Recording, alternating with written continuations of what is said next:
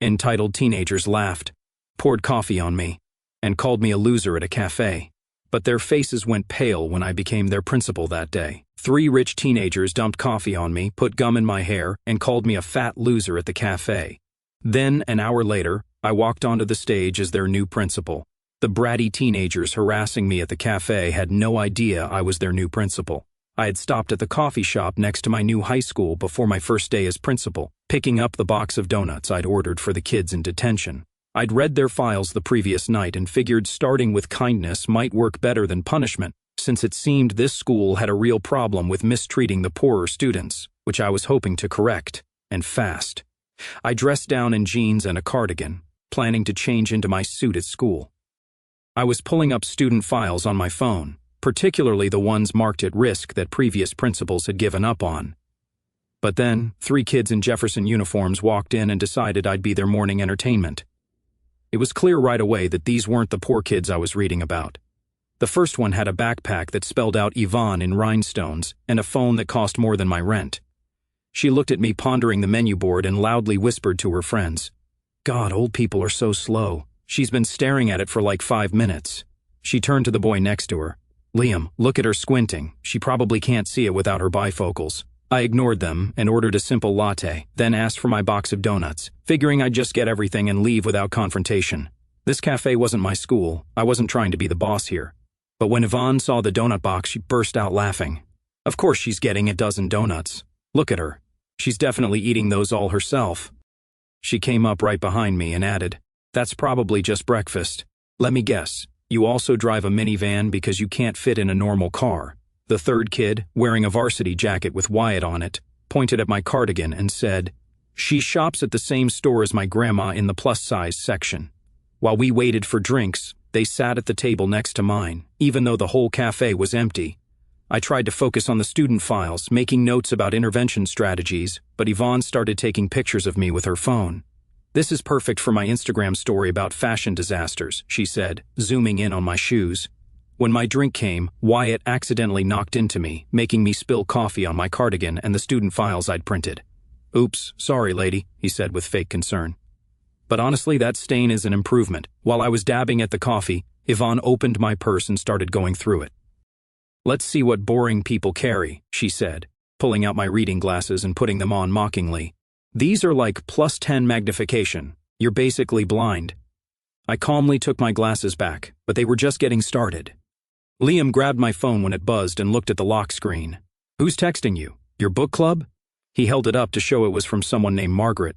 "Margaret? Of course your friends have old lady names." When I reached for my phone, he tossed it to Wyatt, who pretended to fumble and dropped it on the concrete floor. "Whoops, how clumsy of you," he said to me as I heard the screen crack. While I was picking up my phone, Yvonne stuck her gum in my hair, pressing it deep into the strands at the back of my head. "There, now your hairstyle matches your personality, stuck in the past," she said while her friends filmed it. They were laughing so hard other customers were staring. Wyatt tripped while carrying his iced coffee, dumping the entire thing down my back. The freezing liquid soaked through everything while he said, "Oh no, at least now you have an excuse to burn that whole outfit." Yvonne pulled out scissors from her backpack and said, "Actually, let me help." Before I could react, she cut a huge hole in my cardigan sleeve. "Much more fashionable with ventilation," she sneered. When I stood up to leave, Liam blocked my path and announced to the whole cafe that I was probably going to report them because Karens like her always want to speak to the manager. He threw $1 on the ground. "Here's a tip for the entertainment. Buy yourself something nice, like a personality." Yvonne started chanting, "Karen, Karen," and soon they had other kids joining in. As I finally made it to the door, Yvonne followed me out and shoved me hard from behind, making me stumble into the parking lot. "Run along to your boring job," she called out. "I bet you're a secretary or something equally worthless. My dad owns half this town and could buy and sell people like you." She spat at my feet before going back inside to her friends, all of them watching through the window, and laughing as I walked toward the school. An hour later, I stood backstage at the assembly in my suit. The gum cut out of my hair, leaving an obvious chunk missing, and a coffee stain still visible on my shirt underneath. The vice principal was at the microphone saying, "Please welcome your new principal, Miss Turner." I walked onto the stage. I scanned the crowd and found them immediately in the third row. They were frozen, their mouths hanging open like they'd just seen a ghost. I let the silence stretch for 10 more seconds, watching Yvonne's face drain of all color while Liam started sweating through his shirt. The entire gymnasium stayed dead quiet, hundreds of students holding their breath. I touched the spot where the chunk of hair was missing. As you can see, I've already met some of our students this morning. A few nervous laughs rippled through the crowd. I clicked to the next slide, showing our new bullying rules in bold letters. Starting today, these rules apply to everyone. It doesn't matter who your parents are. The whispering started immediately. Everyone knew exactly what I meant. I looked straight at Yvonne, who was clutching her rhinestone backpack like it might somehow protect her. I need 3 volunteers for something, I announced, my voice carrying across the gym. I pointed directly at the 3rd row. Yvonne, Liam, and Wyatt, come on up. They didn't move, not an inch. The vice principal had to walk down the bleachers and basically drag them to the stage. Wyatt's Letterman jacket looked like it weighed 100 pounds on his shoulders. Once they stood beside me on stage, I pulled up the coffee shop security footage on the massive projection screen. Let's talk about what happened this morning.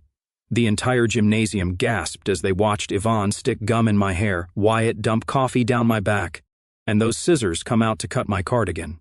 Kids everywhere started grabbing their phones. Phones away, I said firmly. This isn't about embarrassing anyone. It's about fixing problems. I turned to face my 3 morning friends. You 3 get to be the first participants in our new program. Detention starts at 3 o'clock. You'll be eating donuts with the kids I actually bought them for. After the assembly ended, my phone started blowing up immediately. Tariq Ashley wanted to meet right now about his daughter. His text messages got increasingly aggressive with each one I didn't answer. I spent the next hour going through files on at-risk kids instead. Every single file showed the same pattern. Rich kids' problems mysteriously disappeared, while poor kids got punished for the smallest infractions. Margaret knocked on my door and walked in, carrying a massive folder. Been saving this for 3 years, she said, setting it on my desk. Was waiting for someone who'd actually care. I opened it to find changed grades, hidden disciplinary reports, and scholarship money that had been redirected to wealthy families. Yvonne's name appeared on nearly every page. At lunch, I visited the detention room, where the regular kids were eating their sandwiches. I handed out the donuts that had survived the morning's assault and sat down to listen to their stories. Jalen Hayes looked me in the eye and told me about Yvonne making her life hell every single day. The other kids nodded along. They all knew exactly what she meant. 3 o'clock arrived, and Yvonne, Liam, and Wyatt showed up at detention, looking absolutely terrified. The regular detention kids couldn't believe what they were seeing, the untouchables actually facing consequences. I had them all clean cafeteria tables together. Yvonne whined about ruining her manicure until she saw the look on my face and went silent. Wyatt actually just did the work without complaining. He kept checking his phone though, probably worried about what his teammates were saying. Liam looked like he wanted to disappear into the floor entirely. After detention ended, Tariq Ashley was waiting in my office with Mario Vinigrad from the school board. They were both furious about me humiliating students in front of the whole school. I calmly showed them the coffee shop video and then opened Margaret's folder. Mario's face changed quickly when he saw the documentation about scholarship fraud. That night, Yvonne started posting on Instagram with hashtag #PrincipalPowerTrip. She'd edited the videos to make herself look like the victim, cutting out all the parts where she'd attacked me. But then Jalen and other kids started posting their own stories with hashtag #JeffersonTruth. Within hours, everyone was talking about what really went on at our school. The next morning, I started a free breakfast program for everyone. The cafeteria was packed with kids who usually didn't eat until lunch, if they ate at all. Carrie Snow cornered me in the hallway between classes. "You're messing up everything," she hissed. "We need those rich families' money to keep this school running." At lunch, I noticed Liam sitting completely alone at a table. His usual friends wouldn't even look in his direction anymore. Aurora Mlan showed up with a news camera crew in tow. She wanted to talk about the viral video that was spreading across social media. I told her no, but she was already interviewing kids outside the building. "I wonder what kind of school lets these kids carry scissors in their backpacks," she said. The way Yvonne just happened to have them ready to cut someone's clothes makes me curious about what else she's done before. That afternoon's detention was bigger. I'd caught 6 more kids bullying others. The rich kids looked genuinely shocked that rules actually applied to them now. After detention ended, Wyatt lingered behind and started to tell me something about his dad and the pressure to maintain a family image, but he stopped mid-sentence and walked away. Day 3 brought an emergency board meeting. The room was packed to capacity. Tariq Ashley stood up, demanding I be fired immediately, while other parents defended my actions. Margaret stood up from her seat and showed the board her 3 years of documented proof. The room went completely silent as they absorbed what they were seeing. Mario announced that they would be conducting a full audit of the school's financial and disciplinary records. Several board members looked like they might throw up right there.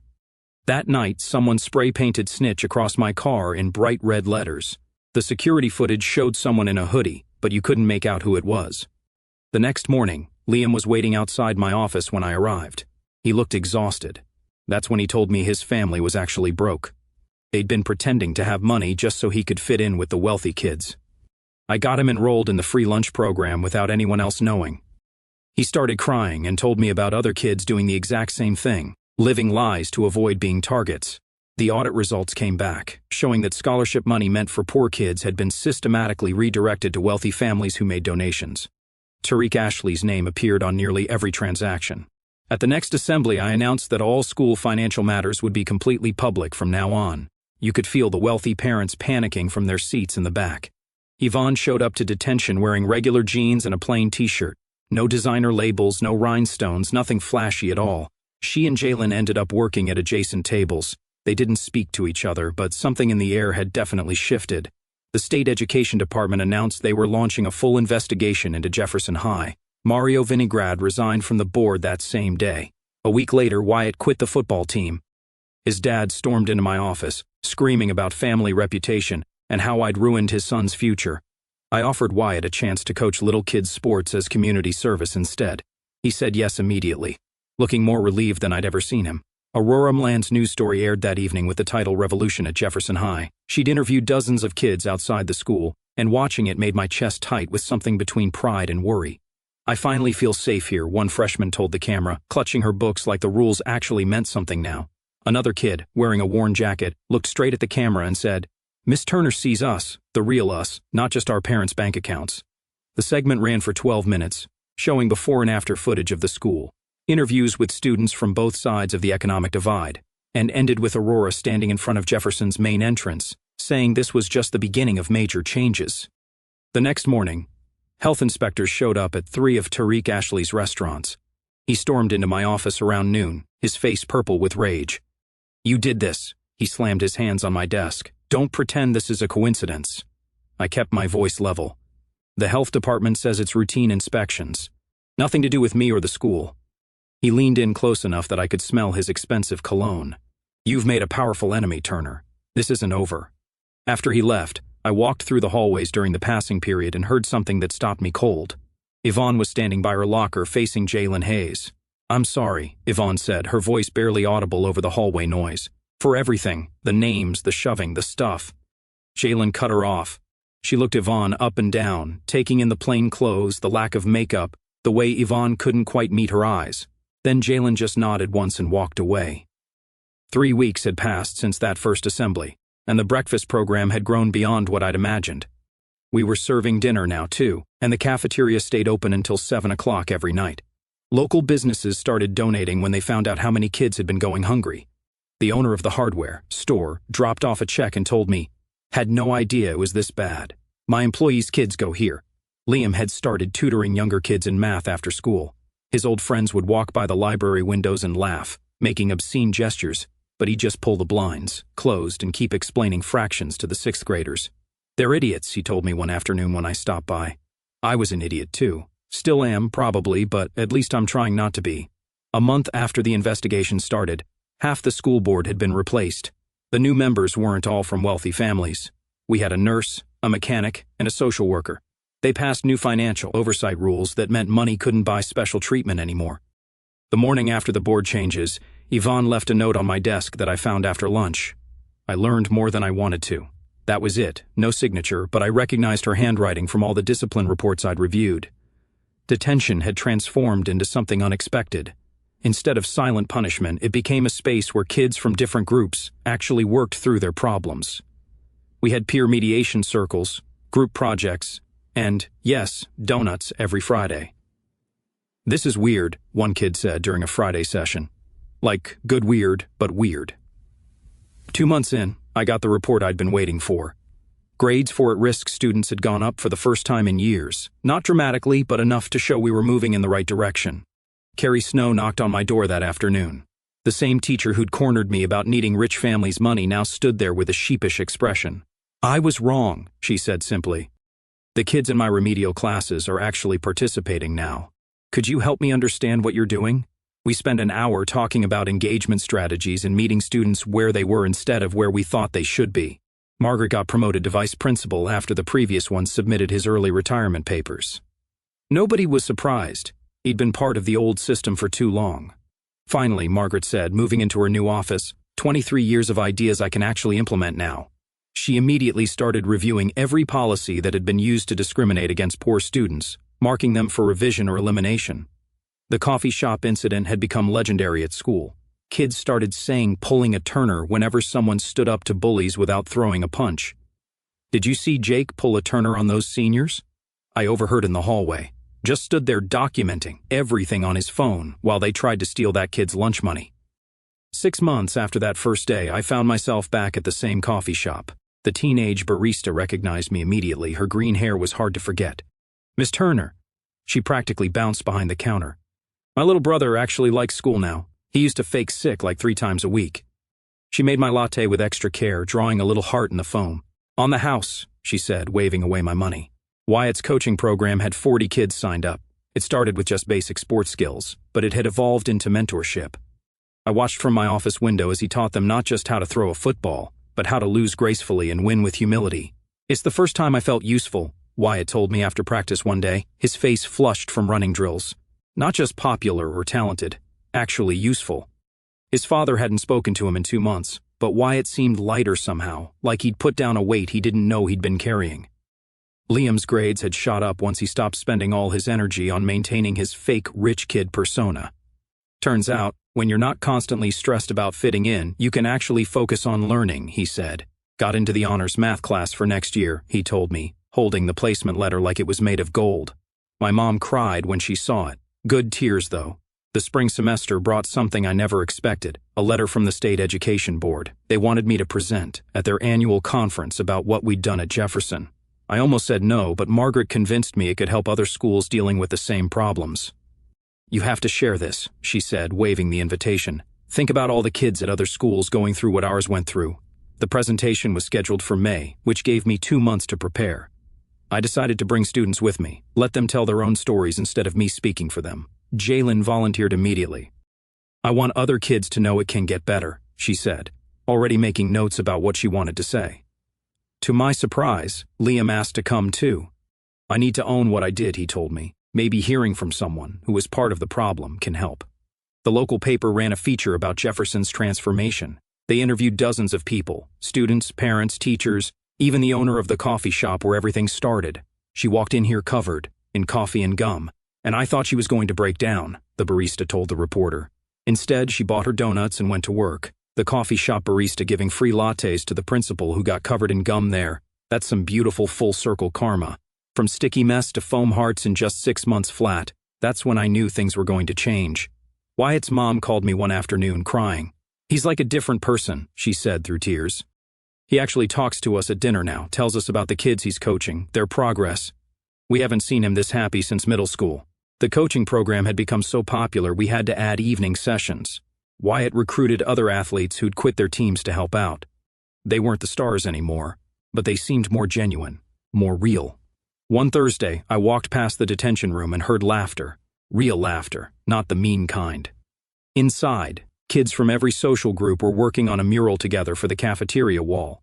They decided the theme themselves. Jefferson United.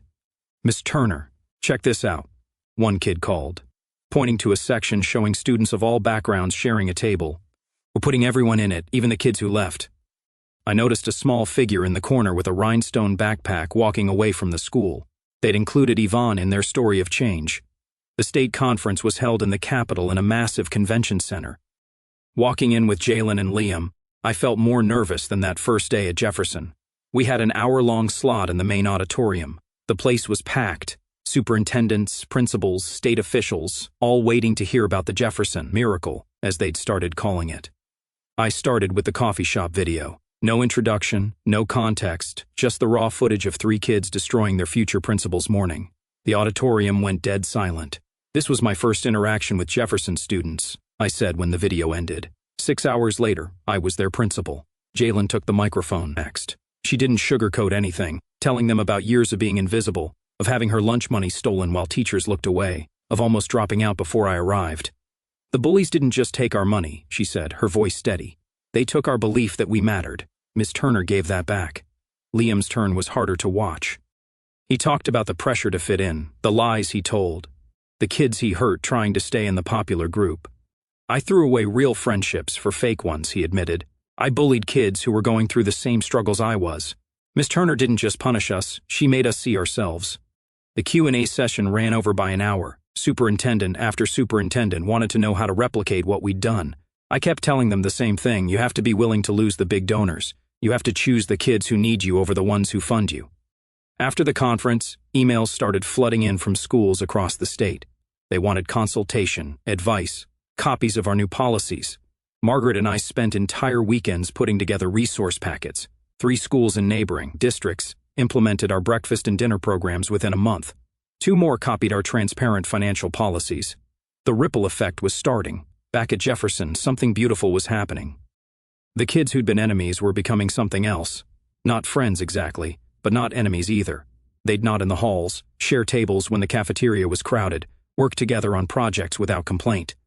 One morning in late May, I found a package on my desk with no return address. Inside was a brand new cardigan, designer label, with a note to replace the one I ruined. "I'm sorry. I never wore it, but I kept it in my office as a reminder that even the kids who seem unreachable are still just kids the last day of school." Wyatt stopped by my office. His dad still wasn't talking to him, but he'd gotten into college on an academic scholarship, not athletic. "I wrote about the coaching program in my essay," he said, showing me his acceptance letter. "About learning that strength isn't about power over others, but lifting them up." Liam had been accepted to the State University's engineering program. "Turns out, I'm actually good at math when I'm not pretending to be stupid to fit in," he said with a grin that looked nothing like his old cocky smirk. The detention room had been transformed over the year. The mural was finished, the walls covered with photos of kids working together, quotes about second chances, and yes, a photo from that first detention with donuts. On the very last afternoon, after the buses had left and the building was quiet, Margaret and I sat in my office looking at the statistics: bullying reports down 78%, academic performance up across all economic levels, 0 kids expelled for fighting in the past 4 months. "You did it," Margaret said, but I shook my head. "We all did it, the kids most of all." That evening, I stopped at the coffee shop one more time. The same barista was there, the one with green hair who'd given me free coffee months ago. "Usual?" she asked, already starting my latte. While I waited, 3 kids in Jefferson uniforms came in. I tensed for a second. Old habits die hard, but they just ordered their drinks and sat down to study together. One of them was wearing designer clothes, another had patches on their backpack, the third somewhere in between. They shared their notes like it was the most natural thing in the world. "Here you go, Miss Turner," the barista said, handing me my drink. She'd drawn a little graduation cap in the foam. "Congratulations on surviving year 1. Walking back to my car, I passed the spot where Yvonne had shoved me that first morning. The parking lot looked the same, but everything else had changed. My phone buzzed with a text from an unknown number. "Thank you for not giving up on us, even when we gave you every reason to. Your first detention class." I sat in my car for a minute, reading it again. Then I drove home, already thinking about year 2. There was still work to do, always would be. But we'd proven something important. That one moment of standing up, even covered in coffee with gum in your hair, could change everything. The summer break stretched ahead, but I'd be back. We all would. Because Jefferson High wasn't just a school anymore. It was proof that the system could change. One detention, one donut, one difficult conversation at a time.